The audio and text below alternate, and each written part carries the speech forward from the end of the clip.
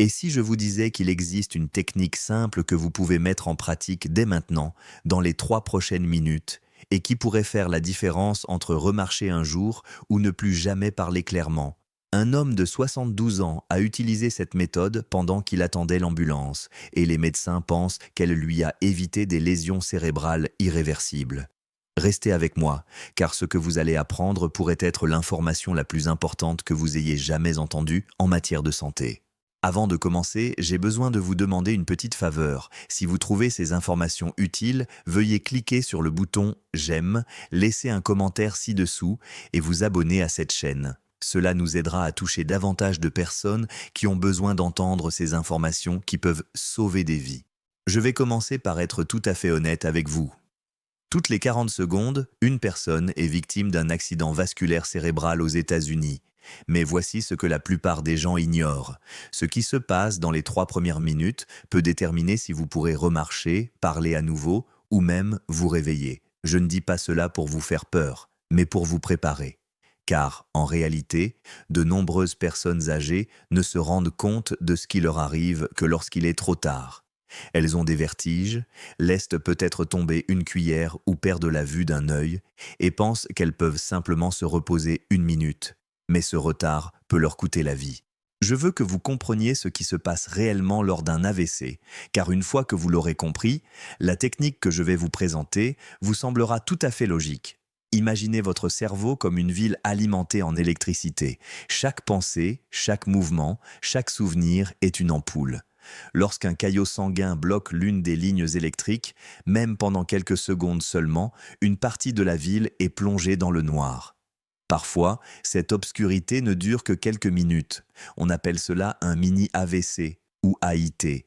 Mais c'est le signe le plus fort que votre corps vous envoie pour vous avertir que quelque chose de pire pourrait arriver. Beaucoup de personnes âgées ignorent ces premiers signes. Elles diront qu'elles ont juste senti leurs bras s'alourdir pendant un instant ou qu'elles ont perdu l'équilibre pendant quelques secondes. Mais ce ne sont pas des accidents fortuits. Ces moments sont des signaux d'alarme envoyés par votre cerveau. Le caillot peut se former dans votre cou, votre cœur ou même dans les artères durcies de vos jambes. Lorsqu'il atteint votre cerveau, l'oxygène est coupé et les cellules cérébrales commencent à mourir en quelques minutes. Mais voici la partie encourageante. Au tout début, avant le blocage complet, il y a une brève période pendant laquelle votre corps peut encore compenser. C'est là que la technique de circulation que je vais vous enseigner peut faire toute la différence. La clé réside dans la reconnaissance. Vous devez savoir quand cette période s'ouvre.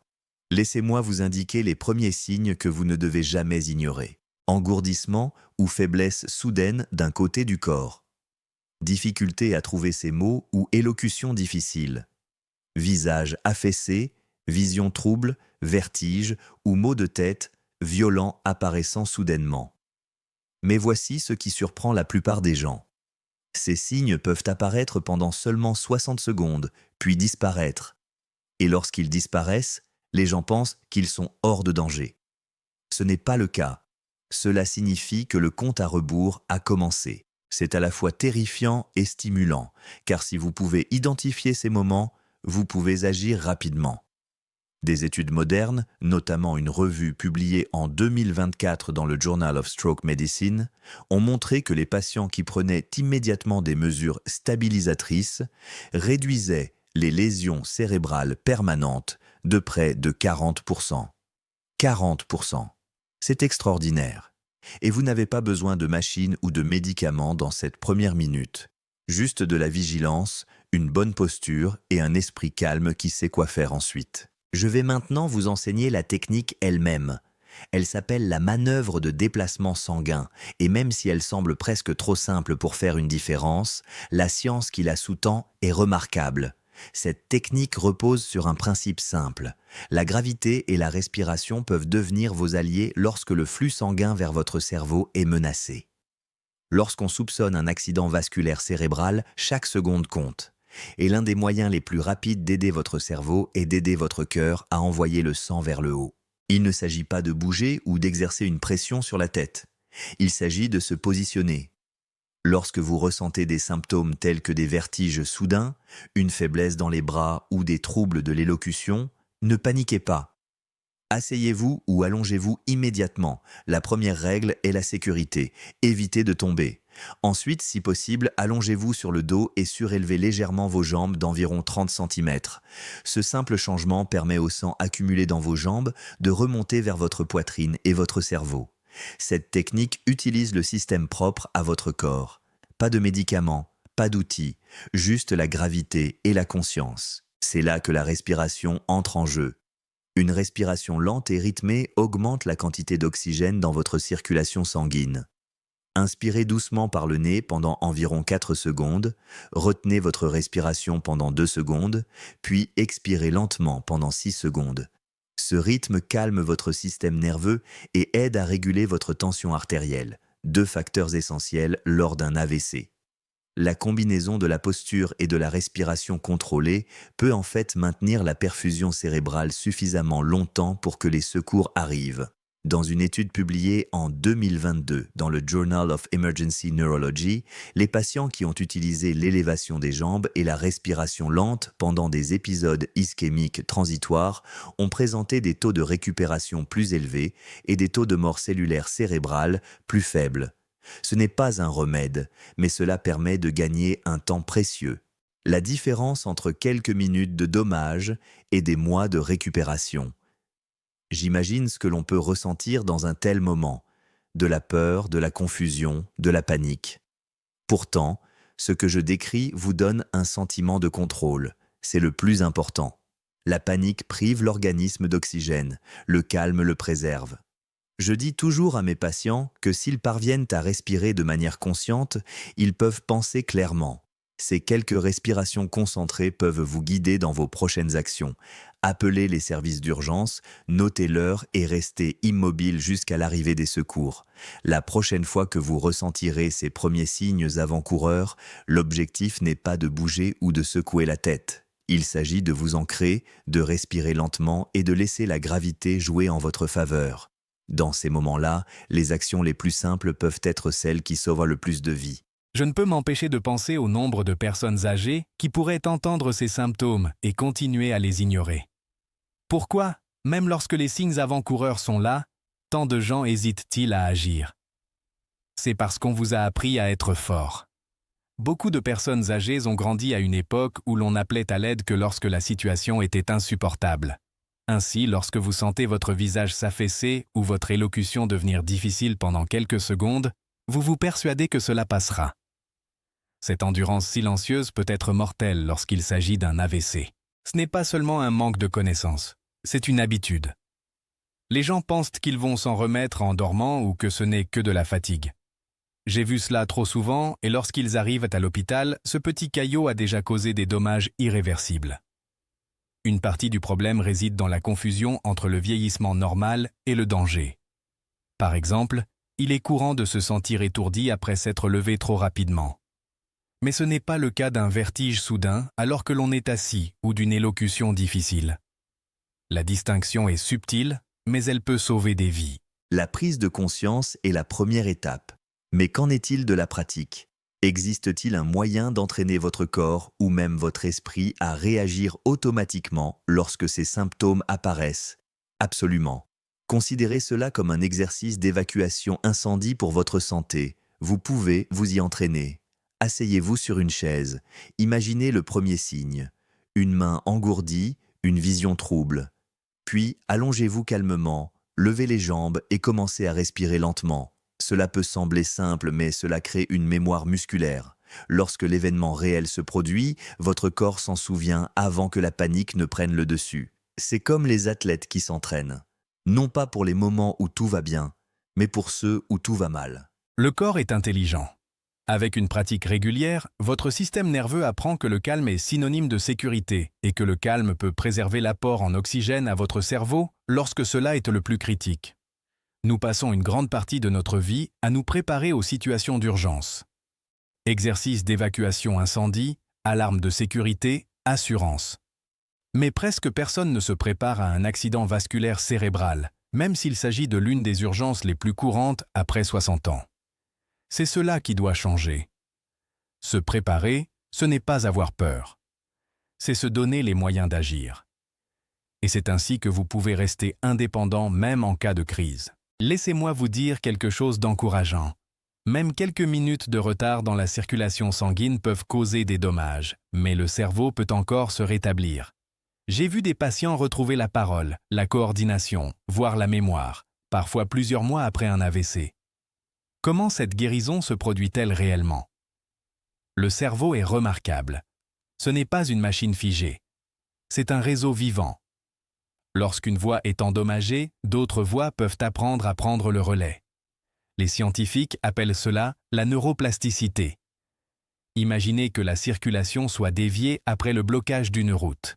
Votre corps trouve des détours. Avec un soutien approprié, ces détours peuvent devenir des autoroutes permanentes vers la guérison. Ce soutien commence tôt.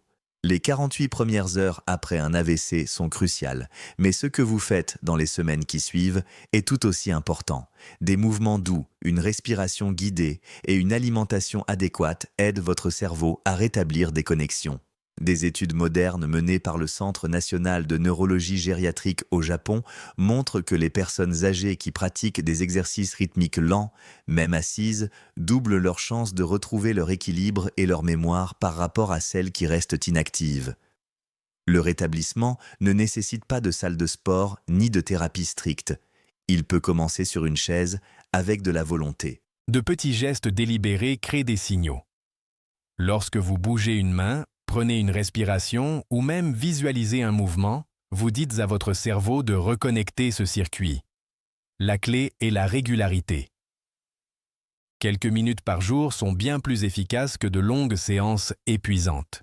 Ce que vous mangez après 60 ans a également une influence considérable sur la viscosité et la circulation sanguine. Les aliments riches en oméga 3, en antioxydants et en nitrates naturels aident votre sang à circuler plus librement. Pensez au saumon, aux légumes verts à feuilles, au jus de betterave et à de petites quantités de chocolat noir.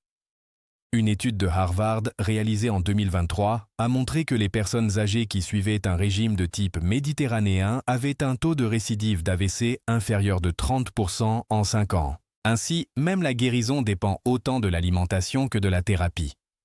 Votre corps se répare mieux lorsqu'il est bien alimenté, profondément reposé et doucement stimulé.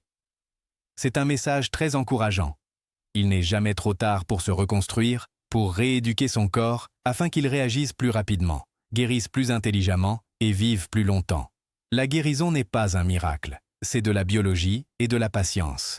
Passons maintenant de la guérison à la prévention. Pour ceux qui nous écoutent en ce moment et qui n'ont jamais subi d'AVC, quelles sont les habitudes quotidiennes les plus efficaces pour protéger votre cerveau? La réponse commence par la circulation sanguine. Si le sang circule librement, votre cerveau se porte bien. S'il stagne, les dommages commencent discrètement. La première habitude, et la plus simple, est l'activation matinale, qui consiste à faire circuler votre sang dans les minutes qui suivent votre réveil. J'enseigne ce que j'appelle la remise à zéro matinale en 3 minutes. C'est très simple. Dès que vous vous réveillez, asseyez-vous sur le bord de votre lit. Prenez 3 respirations profondes et lentes pour dilater vos poumons. Puis pompez doucement vos mollets, en levant vos talons et vos orteils de manière rythmée pendant environ 1 minute. Cela réveille les muscles solaires, le deuxième cœur de votre corps. Enfin, faites lentement tourner vos épaules et votre cou, comme si vous saluiez la journée. Cela semble élémentaire, mais des études montrent que les personnes âgées qui effectuent ces mouvements de faible intensité juste après le réveil réduisent les pics de tension artérielle matinaux et améliorent le flux sanguin cérébral de près de 20%. Tout le monde peut le faire. Pas besoin d'équipement, pas besoin de salle de sport. Juste de la conscience et du mouvement. Votre cerveau aime le rythme. Pompe sur les mollets, respiration profonde, étirement léger. Ce sont tous des signaux envoyés à votre système cardiovasculaire pour lui indiquer qu'il est temps d'acheminer l'oxygène vers le haut. Et lorsque vous associez cela à une bonne hydratation, un verre d'eau tiède avant le café, vous offrez à votre sang le meilleur départ possible. Une étude japonaise a révélé que les personnes âgées qui effectuaient de courtes routines matinales pour stimuler leur circulation sanguine avaient de meilleurs scores de mémoire sur 5 ans que celles qui ne le faisaient pas.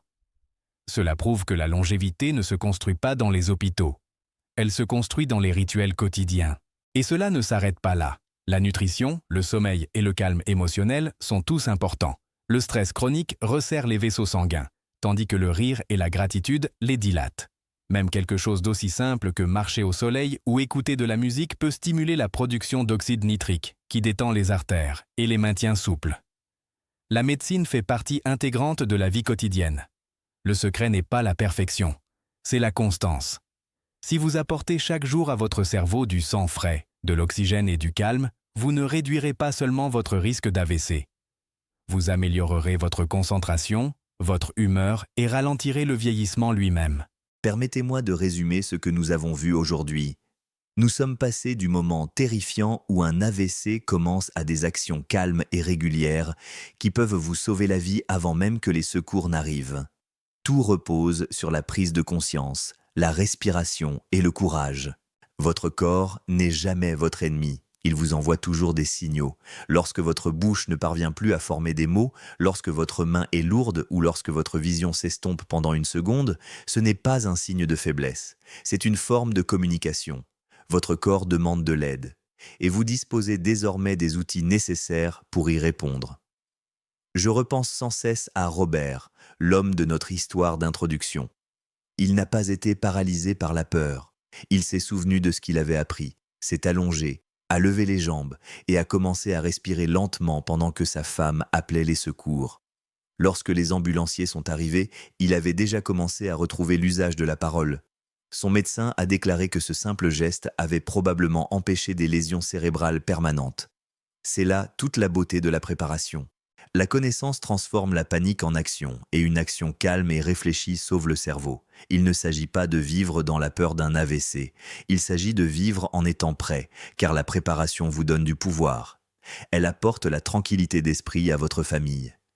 Vieillir ne signifie pas décliner, cela signifie être conscient. Vous pouvez renforcer votre circulation sanguine, entraîner vos réflexes et nourrir votre cerveau à chaque respiration, à chaque pas, à chaque repas. Voici ce que je veux que vous fassiez aujourd'hui. Tout d'abord, pratiquez dès maintenant la manœuvre de circulation sanguine. Asseyez-vous sur une chaise, imaginez que vous ressentez le premier signe avant-coureur, puis allongez-vous calmement, levez vos jambes d'environ 30 cm et commencez à respirer lentement. Inspirez pendant 4 secondes, retenez votre respiration pendant 2 secondes, expirez pendant 6 secondes. Répétez cet exercice plusieurs fois jusqu'à ce qu'il vous semble naturel. Créez cette mémoire musculaire afin que votre corps sache quoi faire lorsque cela compte le plus. Deuxièmement, commencez dès demain votre routine matinale de 3 minutes. Dès votre réveil, asseyez-vous sur le bord de votre lit, prenez 3 respirations profondes, faites des mouvements de pompage avec vos mollets pendant 1 minute, puis faites des rotations avec vos épaules et votre cou. Faites-en votre rituel quotidien. Votre cerveau vous remerciera en améliorant votre circulation sanguine, en affinant votre concentration et en réduisant le risque d'AVC au fil du temps. Troisièmement, partagez ces informations avec un être cher, un ami, un parent, un voisin, car la prochaine vie qu'elles sauveront pourrait être la leur. Des connaissances comme celles-ci sont trop importantes pour être gardées pour soi. Parlez des signes avant-coureurs pendant le dîner. Pratiquez la technique ensemble. Intégrez la sensibilisation aux accidents vasculaires cérébraux dans les conversations sur la santé au sein de votre famille. Quatrièmement, engagez-vous à changer votre alimentation cette semaine. Ajoutez à vos repas davantage d'aliments riches en oméga 3, comme le saumon ou les noix. Buvez un verre d'eau tiède dès le réveil. Essayez le jus de betterave ou augmentez votre consommation de légumes verts à feuilles. De petits changements dans votre alimentation peuvent avoir des effets considérables sur la circulation sanguine et le fonctionnement de votre cerveau. Enfin, souvenez-vous de cette phrase et laissez-la vous guider dans les moments cruciaux. Lorsque le sang hésite, ne paniquez pas. Respirez, restez baissé et laissez la gravité vous aider. C'est votre mantra, c'est votre outil de survie. Notez-le si nécessaire, placez-le à un endroit où vous le verrez. Partagez-le avec votre famille, car la santé ne consiste pas à éviter toutes les crises. Il s'agit de savoir quoi faire lorsqu'une crise survient. Restez calme, Restez vigilant et n'oubliez pas que votre corps vous donne toujours une chance de riposter. D'ici là, prenez soin de vous, restez stable et continuez à vivre votre vie au mieux.